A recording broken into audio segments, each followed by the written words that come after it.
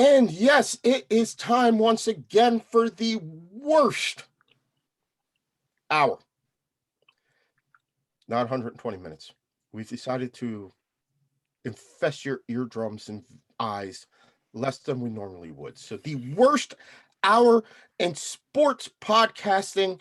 Yes, it is that time once again for the Too Many Guys Soccer Show Tournament Edition. Yeah.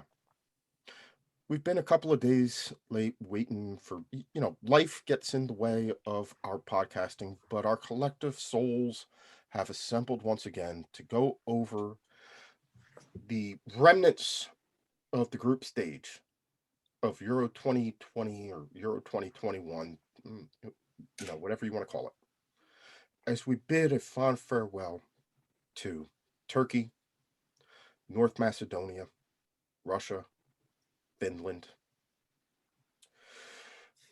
Scotland, unfortunately. We hardly knew you. You came, you saw, you failed, and now you're going home.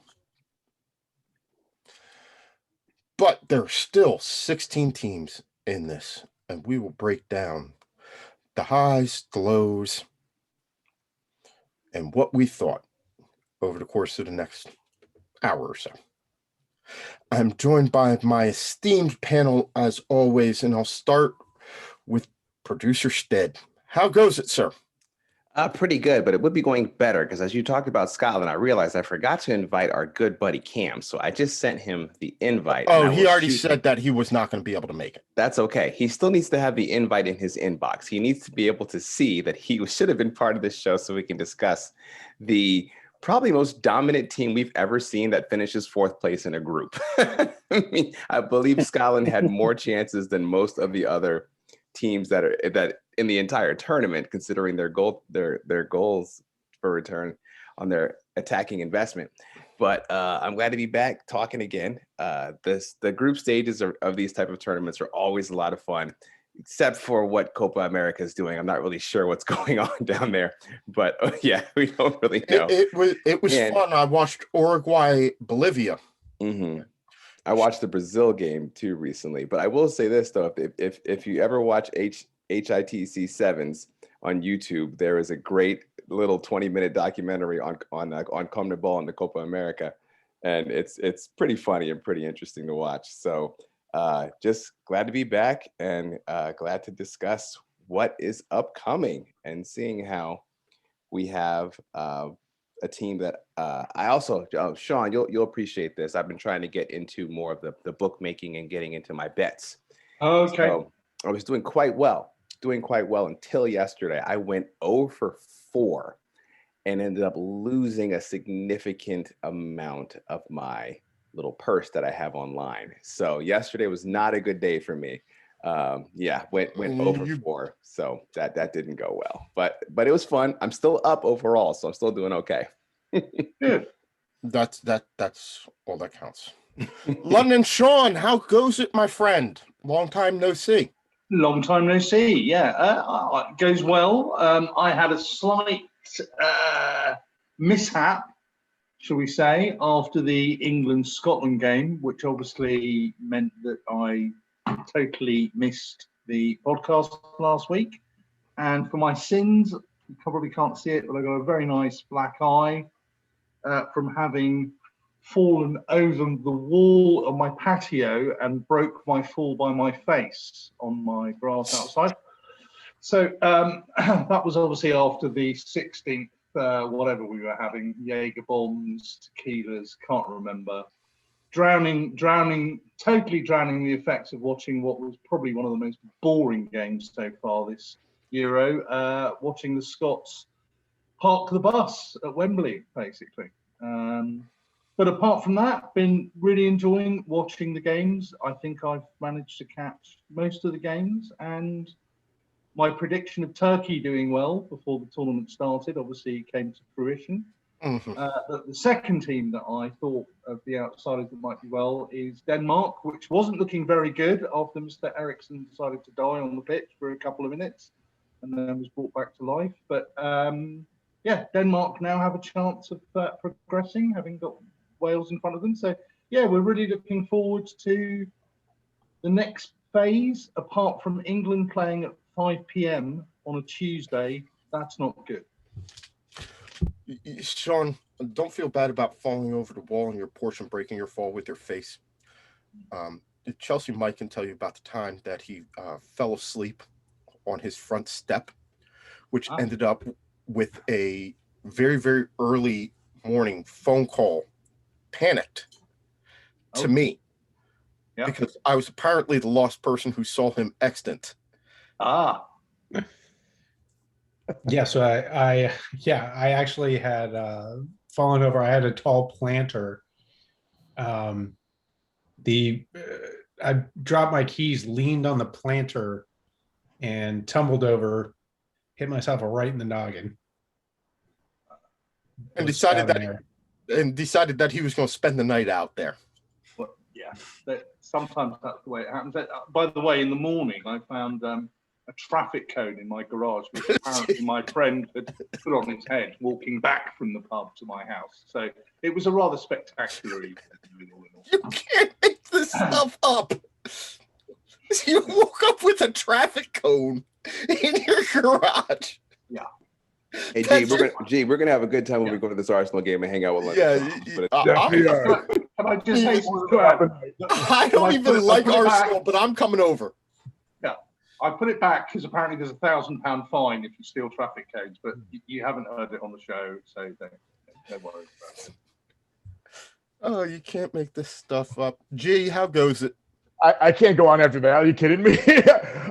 Stead, yeah, I would listen to Matt on these bets, man. You know, his track record, 0-4. So just kind of be careful. So I want to give a shout out to Matt. You know, congrats, brother, man, on a new baby girl. So Yes. So, let's start by welcoming the newest member of the Too Many Guys Soccer Show, who's actually not a guy at all. Sierra Luz McGinty. Sienna Luz McGinty. Hopefully she will be the second not Baby Yoda to appear on this show after the young Lyndon Gallagher, who's come on a couple of occasions. Yes. The newest member of the podcast and the newest member of United Nation, Coach Matt and his lovely wife, Andy, giving birth to a healthy baby girl at some point. So our best thoughts go out to the new parents. Tournament baby. Right on time. So, Byron Robb, my friend. Hello. I'm shocked that you get internet reception up in North Jersey. Yeah, I'm shocked too. But, considering all the bennies and Jersey Shore people on the beach probably hogging it. No, I'm surprised. I'm glad though it's working. So yay. Mm-hmm. The only thing I can say to you while you're up there is be safe. Well, I'm going into New York City tomorrow, so I've heard stories, especially about Times Square. We shall see. I heard there's a beautiful city in New Jersey somewhere. Mike can probably talk to you about it. Oh, Delran. Delran's beautifier this time of year. The worst part about it was this weekend I went down to.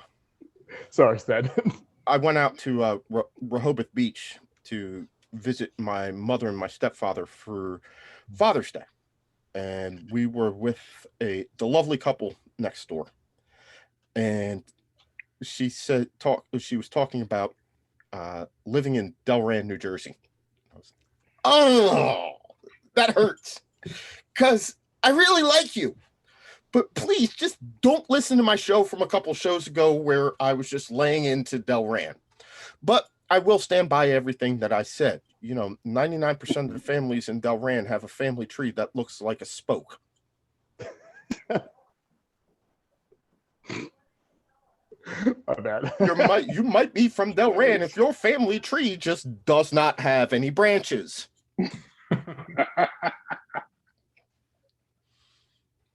My bad, guys. Let me just say this. I got an email recently from somebody who apparently stumbled across our show. And all of a sudden now we're getting offers to actually like be put on some search engines to get new guests on the show. And I guess the Delran, New Jersey rant has got some legs because apparently somebody outside of our circle has listened to it. Did you put more than 4 broken down vehicles in your front lawn, you might live in Delran. Did you put Delran in the hashtag on the videos when you upload them? I need to. I think I will. I'll go back and amend the YouTube. Most popular, according to recent research, market research, the most popular drink in Delran is a box of wine.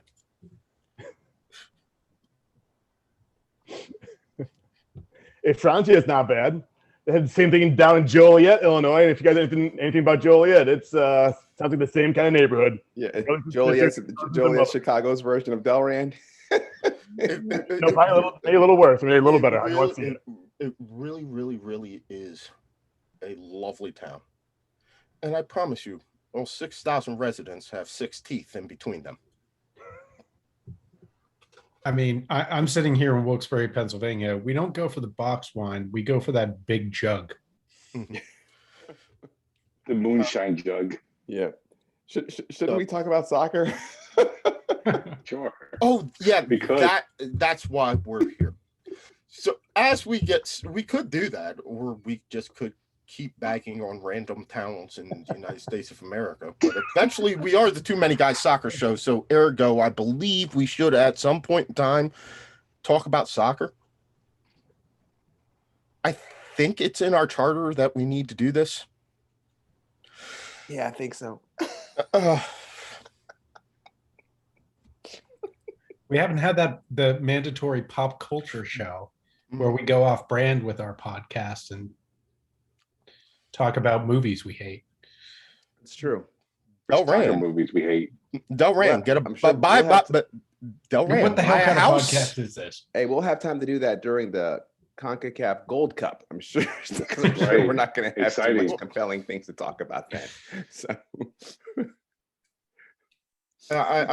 My last thing will be that I once knew a possum named Fred that successfully took over and ran a subdivision in Delran for 6 years. All right, that's the last thing that I'm going to say. You know your schools are messed up when the principal is actually a 6-foot rat named Jorge. Poor Delran. Hey, if it gets us more people to pay attention to the show, let's go. I'll get on the bandwagon, man. No, I'm just loving watching Stead die with this. But anyway, I digress, and I'll get back on topic now. email us at too-many-guys-soccer-show@gmail.com. Yeah, Stead will be sure to answer them because I never see them. If you have a town you'd like ragged on, email Stead at If you find it, and if you find this offensive, please email Stead. Hey, look, if there's a soccer bar in Delran, why don't we go visit it and watch the Email us, bartenders. The problem Email is us. that We'll go. the problem is, Rob, that the soccer bar in Delran also doubles as a daycare. All right. We might have like a 5-minute, session of a game show or a show one time of like answering emails and responding to certain emails that we might get from Stead. So Yes. I'm all about it, man. Let's get them. All right, We're 15 minutes into 4 hour on Euros. we have not actually mentioned the sport that we're talking about. Let's talk about. All right, I do want to go to get us around to 16. before we go there. What team has stood out to y'all through the group stages? G, for me, Italy. I have really, really, really been surprised by Italy. Roberto Mancini's Italy looks nothing like any iteration of Italy that I have seen. I've been really impressed. I know they only got the draw in the last group stage game, but they have just, to me, been the most impressive and perhaps the biggest surprise of the group winners for me. I'm going to get your thoughts on that and see if you agree with me that Italy's been your best team. Yeah, looking at everything's about data here in America. And you look at both the categories, offense and defense. You see Italy at number one and number two at most of those categories. Clean sheets. Italy is one of the two teams. The other team is England right now with 3 clean sheets. Offensive with passing, the percentage are very high. Possession is very high. Goal score, like everything's through the roof. You look at the previous squad, the 1990s, 1980s, early 2000s, the Italian team. It was never really like this in such both categories very high up. They're either heavy, very offensive, very heavy defense, or the mixture of little, decent, vice versa. But what the coach is doing right now is unbelievable. He has pumping these new guys, these young studs right now. I'd say pumping on all cylinders. We have a V8 going right now. And we're just chugging right through. We have Austria, and Austria might be a tough team. We'll win, I think, 2-0, 2-1, 1-0. But then the next game might be a kind of a see where we are right now. And like I've been saying the entire tournament, yeah, we look good right now, but I think we're right on the cusp of us being phenomenal. So the second round is really where I'm going to see where we match up. I'm guessing Belgium. That's who I'm going to pick. But see against how we do against them, and that's going to kind of lead us into the future. So yeah, I agree with you, Mike. I'm loving Italy right now. Go Zurich, go blue. Byron, Rob, who have you been impressed by thus far? I've been impressed by Croatia. I mean, they have some talent in that squad, and it's almost like they don't skip a beat. I mean, look at Modric. Ivan Perisic. They look like they're still in like their early 30s. I mean, or late 20s. I mean, it's almost like the fountain of youth has, they've drank some of it, and it's been exciting to watch that squad play. And they got, they have a Spain squad. They're going to play Spain in the round of 16, and I think they can actually win it. I really do. And this might be the last big tournament for these two studs of players in Modric and Perisic. And I think they're playing good team ball. They're doing all the right things, and to me, like they've been here. They know what it's like. Remember, they made the World Cup finals, so they know what it's like to be in big tournaments and succeed in big tournaments. So I'm looking forward to them to really make a splash and potentially go to the semis. I mean, so I didn't think they had it in them, considering that the tournament should have been held a year ago, and obviously the big stars are a year older. But man, they've proven me wrong. London Sean, who's impressed you thus far? I'd like to say England, but I wouldn't have fallen over the patio if that was correct. So I have also been impressed by Italy, and knowing that G's following Italy, I've got an additional interest. I hope that Arteta's been watching Italy's games. A couple of players in that team that we'd like to see at the Emirates. And apart from that, I've been quite impressed with Belgium. They look as though they could progress further. I don't think there's too many surprises looking at the round of 16. The standout games in the group stages for me were the Portugal games. The loss against Germany, that was definitely worth watching. And the game against France was also very exciting. And I suppose the other surprise packet, because they didn't quite scrape through their group, they smashed their group, was Holland. And I think they could again be, if you look at their side of the draw, if they can get past the Czech Republic, which I think they can, then they play the winner of Wales-Denmark. So Holland could be in the semis. Yeah, I'm really looking forward to Tuesday, because hopefully we can exercise some ghosts from. We'll talk about that in a second. 26 years ago. There we go. So yeah, but come on, England, it's coming home. It's coming home. Mm-hmm. Stead, who's impressed you? I have to agree with Byron Rob. I really did not expect Croatia to play as well as they have. They seem to have gotten better and better every game. I also was expecting this to kind of be like, this is the very tail end of their little golden generation they have here. And I was not thinking that they would get out of the group stage. But now that they have and the way they did it, I looked at that as that's the team now suddenly nobody wants to play. And they're going to be a big problem, because again, they have the confidence, they know how to play in these tournaments, and they've proven that they can beat just about anybody. On top of that, though, I am going to eat a little bit of crow because I dumped on Sweden a couple of weeks ago. I had no confidence in them at all, and I really did not like the way they played against Spain. I thought that they kind of lucked out in a situation where Spain was having trouble finishing, and just took out their best player with 30 minutes left in the game, because obviously they were not trying to actually win that game. But lo and behold, they're on 7 points and they're playing Ukraine, so they have a good shot to get to at least the quarterfinals.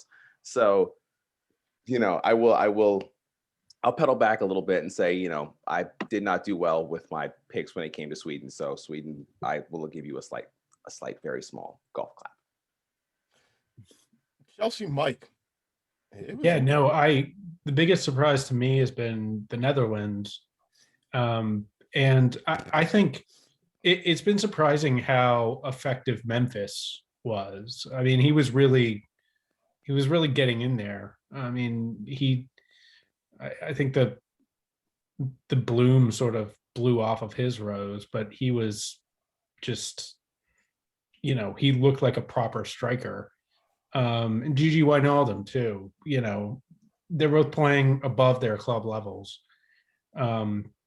Props to some of the hard luck losers in some of the groups. Obviously Hungary, they put up, they got 2 points. They put up 2 really good fights against 2 really good teams. And for a while, it looked like they had eliminated Germany. Also, North Macedonia didn't embarrass themselves. So, and Sweden also, or I'm sorry, not Sweden, Finland, looked as though they were going to progress for a little while there too. So, good show to you guys. I think Belgium has been the most impressive team thus far. They've got to go up against Portugal, which is a really, really tough draw for them, having won their group. But, I think the difference that you saw when Eden Hazard and De Bruyne came out, it just looked like a jet hitting the afterburner. And it looked like they could beat anybody. So we'll see. But, Netherlands, I did not, they might have been I have to look at my predictor pool thing, but I think they were my shock exit, and I was completely wrong. Can I just add something as well? I hate UEFA with a passion, and I just thought that what a greedy bunch of sods for putting in 24 teams in this tournament, and it was quite difficult to try and work out how they were going to base who was going to progress through to this round of 16. But actually, it's a stroke of genius, because I've been watching tournament football since '78, and I can't tell you the number of games that I've watched where only 2 teams get through from a group of 4, and people are just playing for draws, not even bother playing. We saw that towards the end of the France-Portugal game, where they both knew that the draw, I think one game ended before their game ended. But this whole thing of the 4 best third team places has worked really well and has kept that final match day exciting. I think during that France-Germany group, the last group game in that group, every team was first and bottom in that group during the course of those 90 minutes, because obviously England were going to play the second in that group. So maybe a little small hats off to UEFA, but I bet you they put in 32 teams for the next tournament just because they're greedy sons. I was going to say, so the lucky loser, the 4th place team isn't exactly the most revolutionary thing. We've seen that in the World Cup before it expanded to 32 teams. But when I look at the difference in between the first time we did this 5 years ago in 2016. And this tournament now, there aren't really any teams that I felt like didn't deserve to be there. Where, 5 years ago, there were a couple of teams where you felt like, oh, you're just making up the numbers. You really shouldn't be there. It's watered down the tournament. And we had that whole entire situation where Portugal managed to back their way all the way into winning the tournament without actually ever winning a game in regulation. This time around, I don't feel as though anybody really out and out embarrassed themselves.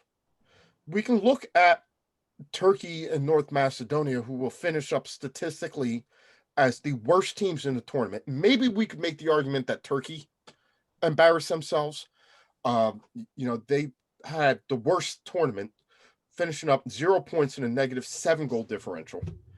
At least North Macedonia hung in there, and they actually had a lead on a couple of occasions. They were by far the smallest and lowest ranked team in the tournament. Scotland, who are one of the hard luck cases, you could say, they had a halfway decent tournament.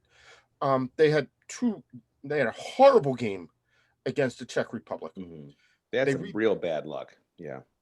They rebounded to a fairly battling draw, what Sean may feel versus what Celtic Cam may feel about that game.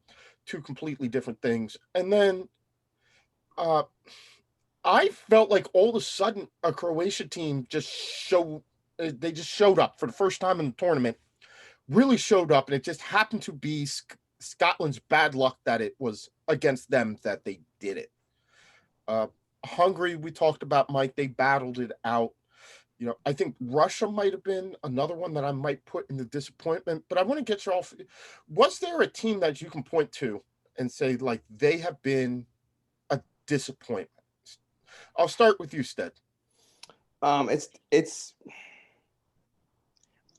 maybe because I picked them to go a little further. I mean, I have to say Turkey. I really do.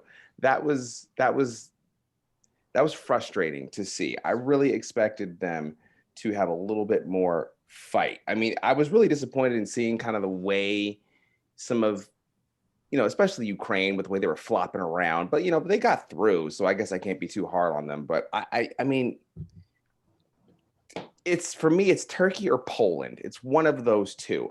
That's kind of a toss up. Poland has the best striker in the world, and they couldn't even get him the ball. And when they did, he scored. So I believe he still finished the tournament with 3 goals, maybe even 4. I'm not so sure. So to finish at the bottom of your group, and you were in a group with Sweden, Spain, and Slovakia, a down Spain as well. So it's Turkey or Poland. I mean, I'm probably picking on Turkey because I'm just mad because I picked them to go a little bit farther. But I would say one of those two would be the team that kind of has like the most egg on their face right now.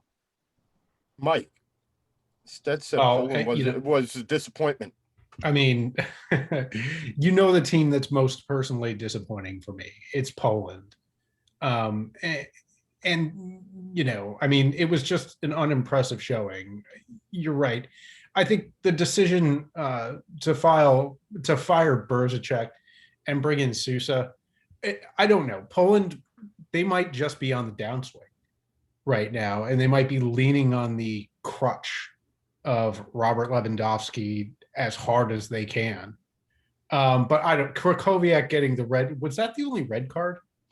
I believe that was. Yeah, Krakowiak getting the red card, Wales had someone sent off. Okay. Yeah. I mean, it foretold, it was ominous when that happened. And then, of course, they went on to lose the game to Slovakia. That was the game that they needed to win. They needed the points out of that game. Slovakia was the team in the group that were certainly worse than they were on paper. Like, no bones about it. So, yeah, they had a disappointing tournament. I don't think Lewandowski had a tournament being a disappointing tournament. He was their only offense. And it seemed like at the end of that game, after they'd gone down 2-0, he was like putting the country on his back and trying to pull them over the line. And they battled back and drew, but they needed a win. But I would say that I think the most surprising early exits, it's got to be Russia. I mean, they were I know, they finished up with the same amount of points as Denmark, but they were World Cup semi-finalists last time. And I think they were quarterfinalists last. Quarterfinalists. They were World Cup quarterfinalists. I mean, they've had success, and they just didn't show up. I mean, yes, that was on their home turf, but I mean, we were talking about the size of the federations that are going out. I mean, Russia's a big one. To me, I thought Russia would at least advance, and I think I gave them a game to win. But it's difficult when that's all shifting to predict. Disappointed in Poland though, 100%. London Sean, who's disappointed you? Who's let you down? Who's let me down? Turkey, without a shadow of a doubt. I like Stead. I really thought Turkey would come good. If you looked at results that they'd achieved just prior to the tournament, they'd done very well against. I can't remember who they played. They beat someone 4-0. Yeah, I was just expecting them to do better. But who else has disappointed me? Well, got to be Scotland, hasn't it? Really, the good old Scots. Can't keep him in a tournament for very long, can you? Sorry, Cam, but there we are. Try harder next time, as they say. If you ever get back into any international tournaments or finals ever again, but there we are. It should be noted too, just to add on to your point, they had home games, and they're like in front of their own fans. The two games that they lost at Hampden Park. Yep. Coach G, who's disappointed you? Who's let you down? Oh man. Well, I'll stick with Group A. I want to say Switzerland, actually, for ending up in third place. I thought they would end up in second place. I thought they would beat Wales. I think thought they would win 2 games and only lose 1 against Italy. For Finland, they kind of actually really did disappoint me, just because they actually came out to actually play the second half of Denmark. I think it would become more sportsmanship for them to kind of delay that game, and they won, and they won 1-0. It's not really fair for Denmark, but I understand there's a lot of legalities and a lot of other levels that has to go why they have to play with that. So I think Switzerland, with the talent that they had, they should have been better. I think Ukraine, you could throw actually Ukraine in there. They're not a strong team, and for them to barely beat North Macedonia 2-1, I think the middle game, that they're kind of a weaker team. So they had a lot of these Eastern European teams who kind of come in, who are kind of they don't really play that beautiful style that we're very used to. So you really don't see them go very deep into these kind of tournaments, the World Cups and stuff like that.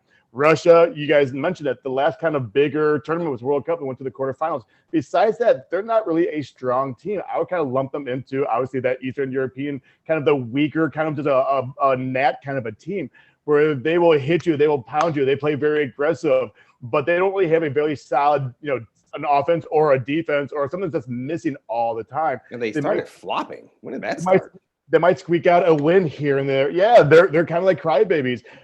Czech Republic, Slovakia, all these teams are ending. Hungary, all of them are ending third and fourth. They're just, for whatever reason, the Eastern European squads aren't really up to those powers. So to see Ukraine, to see Russia, they've been around for a long time. Their major players are playing in the deep into Western European clubs. So for them to be this low in these tournaments, something's not right. And I would like to say it's an American kind of disease going over to the whole world, that their whole federation just stinks for whatever reason. They should have a lot of talent. The talent just cannot combine together. So in my eyes, I would say Swiss, Finnish, and Russia. Throw Ukraine in there as well. Rob, who's disappointed you the most? Just from a Bayern standpoint, and because I'm a big fan of Lewandowski, I think Poland really disappointed me. I wanted Lewandowski to really have a big tournament, because I think it really would have made a good case for him to get the Ballon d'Or. that was denied to him last season. And the red card in the first match didn't help things. I think they have an awful keeper in Szczesny. I think Fabianski should have started all 3 games. I think Szczesny gets the start because he just played for Juventus, and that's it. He plays for a big club. But honestly, that really bugged me out. And you could tell, like, Lewandowski, like, was said before, he took the whole country in his back and he nearly willed them to a win. It's incredible. And I thought they should have done better. Definitely. I think they really bugged me out, because now, there's going to be the debate of, like, well, he only did it at Bayern. He didn't do it for country. He didn't make a lasting impression. And so, yeah, I feel bad for him. And so poor Bob, better luck next time. And at least he gets a long break until the Bundesliga season starts. But like Chelsea Mike said, he has no other offensive player to help him out. So he's sitting on the island and he's busting his butt doing the best he can. Like, there's no offensive power. Like, it's so hard for him, such a great player, to win these great tournaments by himself, where in the club he's winning anything and everything. But it's so hard for him. Yeah. That top tier level of the elitist when he can't win anything for his country. And it sucks, but it is what it is for him. And my heart does go out for Lewandowski. And you can also make a point for Spain. I know, like, they're making it into a knockout round, but they've played really unimpressive football. I'm sorry, and something up with Morata. His confidence, he needs to see a shrink or something, because his confidence is down immensely. And I think they're just not blending in properly. And I don't know, maybe there's something to be said about, there's not like there's the two spread out as far as all the clubs that these players are playing for. At one point, a majority of the Spain squad was Barcelona and Real Madrid, and they all played together. And now there's no Real Madrid players. And, how many Barcelona players are there, And they just look disjointed. I look for them to have an early exit in a knockout. I'd be shocked if they beat Croatia. This brings us on to our next point, though. I know you said that you were very impressed by Croatia. You, Rob, said you were very impressed by Croatia. You said this is the team that you don't want to play in the round of 16. And we have this very, very interesting matchup coming up over the weekend with Spain and Croatia. A Croatian team that beat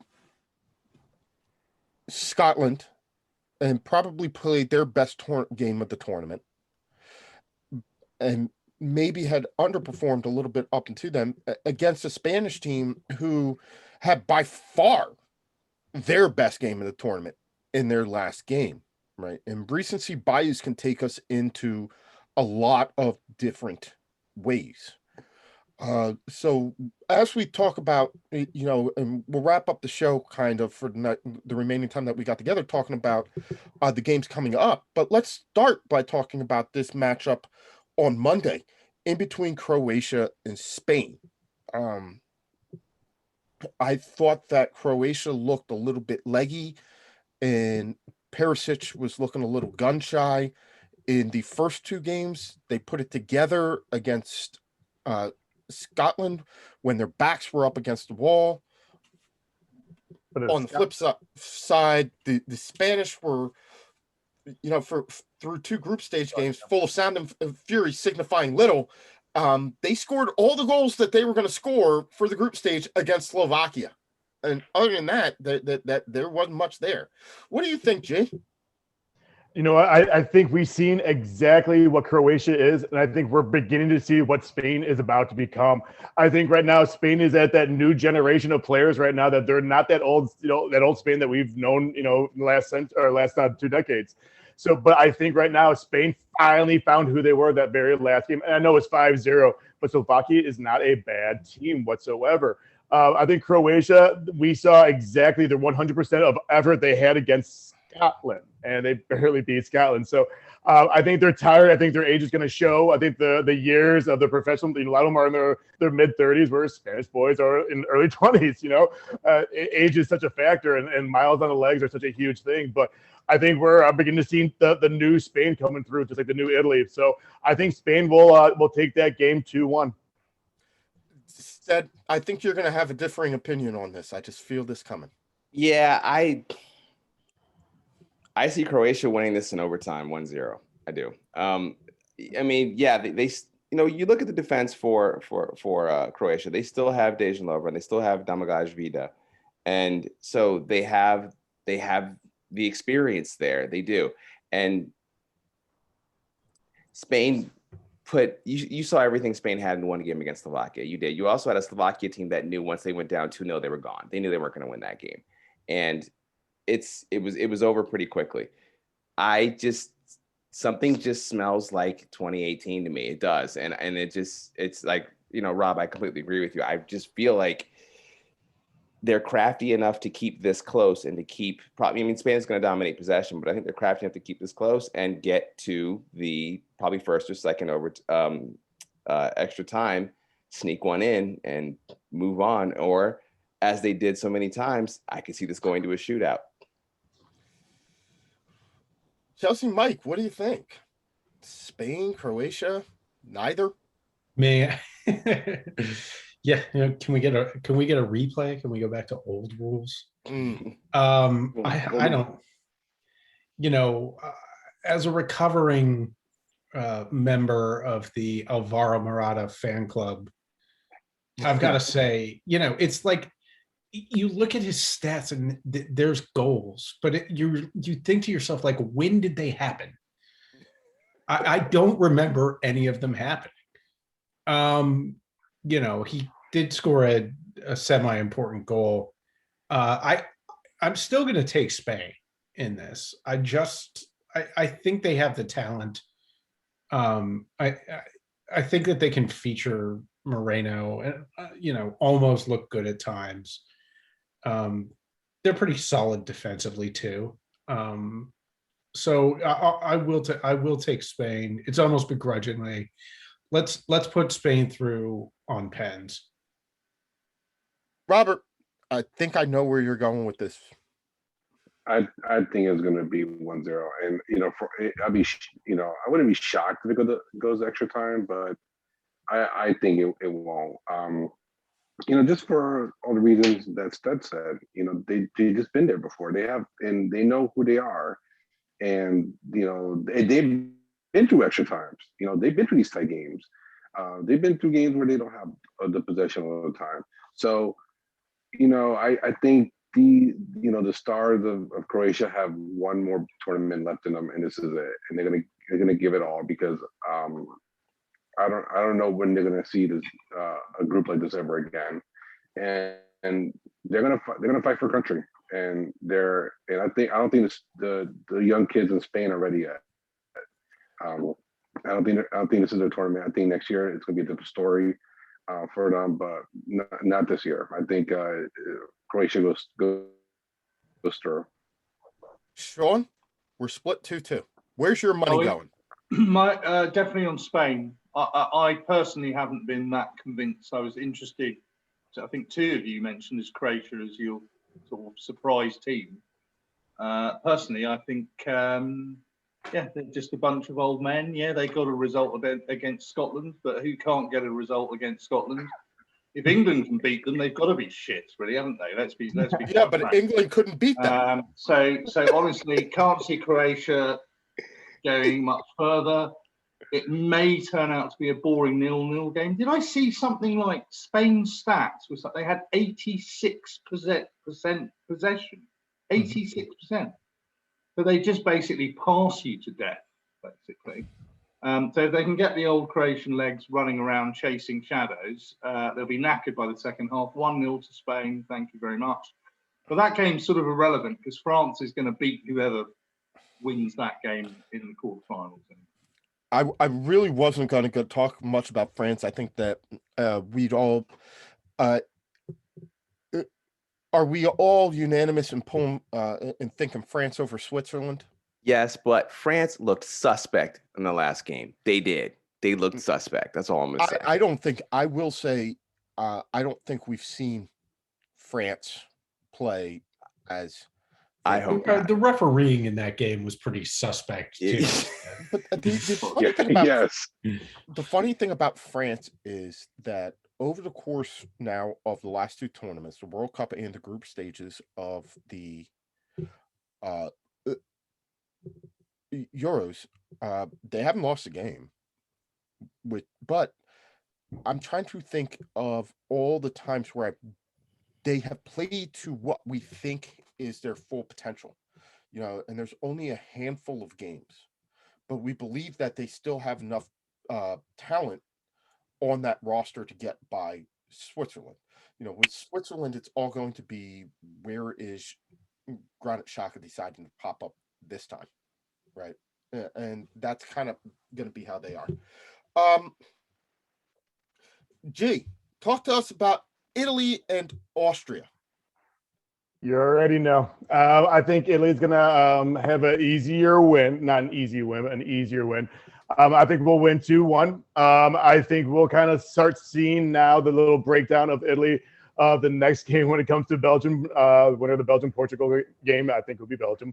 I think Italy is looking good right now. I think this huge time off between the games is really going to suit them as well. Give them time to kind of obviously charge up their battery a little bit more, fix all their little knocks that they've had, get a really good game plan for Austria. But I think Italy's going to look good against Austria. I'm going to say, I'll say 2-0. I'll say 2-0. So for my money, is there anybody who doesn't think that Italy is going to get past Austria? Italy are going to get past Austria. Yeah, I don't think that's. I agree. I don't think it's going to be much to see there. I don't. No. Perhaps G, you mentioned this. Perhaps the tie of this round has got to be Belgium and Portugal. Cristiano Ronaldo and his merry men versus a Belgian team that, let's be honest, this golden generation is probably going on a little bit longer than we thought it was going to, but they have got to produce something at some point, and they need to do it soon. I don't want to say like this is the last tournament because they're not an old team, but it's kind of it's wearing. You want to see this ballyhooed generation of players produce something beyond fourth place at a tournament. On the flip side, only if you're Belgian. Only if you're Belgian, yes. At the same time, I think this Portuguese team is actually better than the one that won it 5 years ago. I don't think that Fernando Santos has figured out quite how to get them all on the same page, but this is probably the greatest collection of talent that Ronaldo has had to play with since he kind of came to the fore and has been the leader of the Portuguese team. I'll start with you, Rob. How do you see this one going? Belgium, Portugal, somebody else? No, I think Belgium wins. I think they win convincingly. There's just too much talent. Romelu Lukaku is just he's hot. He's on a mission. He's on a mission to, make a statement even more than he has. Winning the Serie A with Inter. I mean, and Kevin De Bruyne is a talent. And I know this is my Bundesliga side, but can we talk about the miracle of medicine that is Axel Witsel, who tore his Achilles in January and he's playing again. He's playing major minutes 6 months after this rupture. It's an amazing story of modern medicine, and he's contributing as well. So no, I think Belgium winning. I mean, I think for all this reason you stated about Portugal, I just think they're not firing altogether. And Bruno Fernandes has been just a disappointment. I don't know they know what to do with him as far as what position he's going to play, how he's going to play. And because of that, I think Belgium wins. I think they win 2-0. I think Fernando Santos is a little bit surprised that he has all this attacking talent because he's a defensive-minded coach, and he's like, I've got these guys like Yota and Fernandez, and I don't know what to do with them because they And actually like to attack. where's John Felix at? Yeah, well, that look, you can't put them all in because that would just be too much attack for Santos. Mike, what do you think? Belgium? Yeah, I actually, yes, and I think they're going to win 3-1. But bonus points if Kevin De Bruyne dribbles past Ruben Diaz, puts it into the net, turns to him and says, "Player of the year, what?"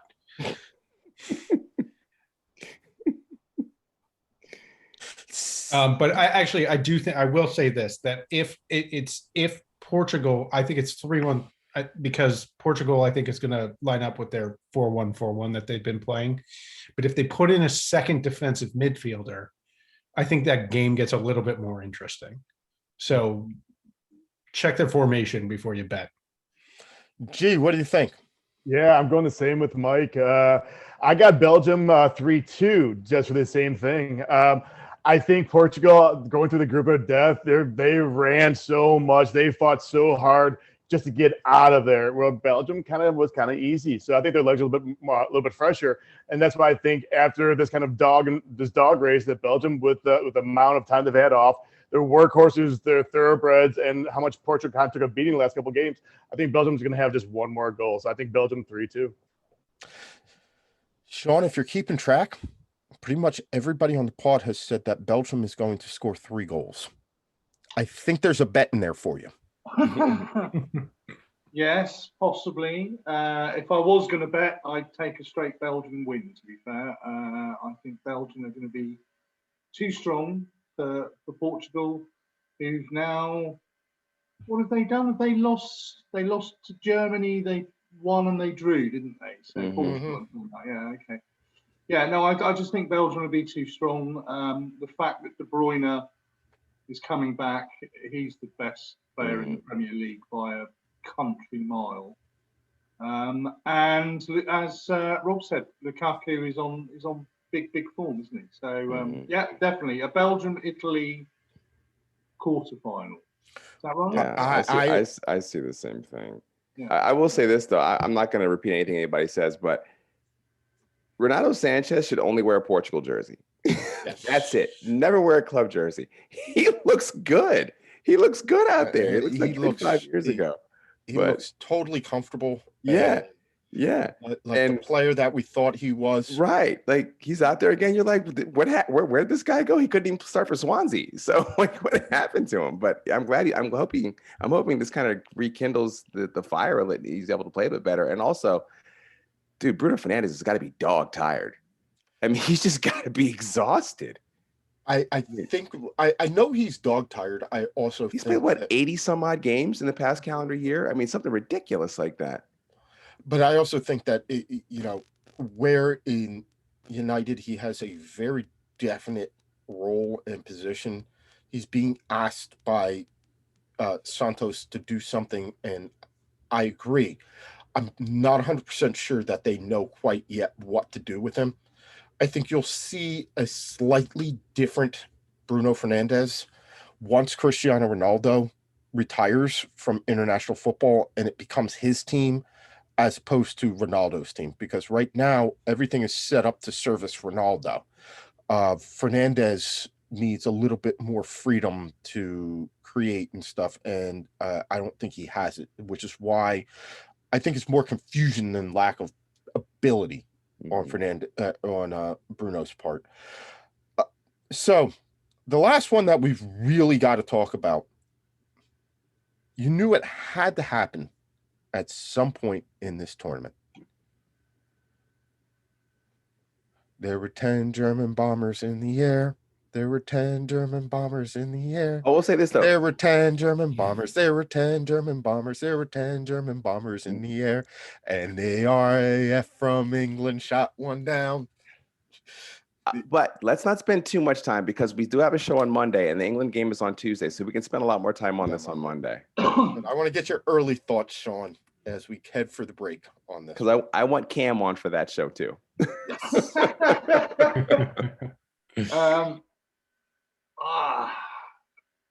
I don't know. I think there's karma in the air. Karma is in the air. We need to lay the ghosts of 96. Gascoigne coming in at full pelt and the ball just going in front of his big right toe.